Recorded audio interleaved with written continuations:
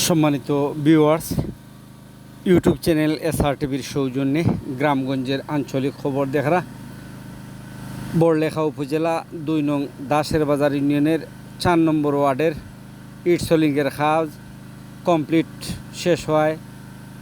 Signboard লাগানোর কাজ এর মধ্য দিয়ে এই কাজটা সম্পূর্ণ হয়েছে। মৃত ২ নং দাসের বাজার ইউনিয়নের আইন বিষয়ক সদস্য জনাব ফজলুর রহমানের বাড়ি হইতে বলাই মিয়ার বাড়ি পর্যন্ত ইটসলিংকের কাজটা কমপ্লিট শেষ হয়েছে। শেষ হওয়ার সাইনবোর্ডের দৃশ্য আপনারা দেখরা ৮ ফুট চান্দি দিয়ে ৩৬০ ফুট রাস্তা, বেশ সুন্দর রাস্তাটা হয়েছে। ওই রাস্তাটা শেষ হয়, গ্রামের জনদুর্ভোগের সমাপ্তি হয়েছে। মানুষ হাঁটাচলা আর কোনো ধরনের অসুবিধা থাকবে না। এই রাস্তাটা সুন্দর, টেকসই।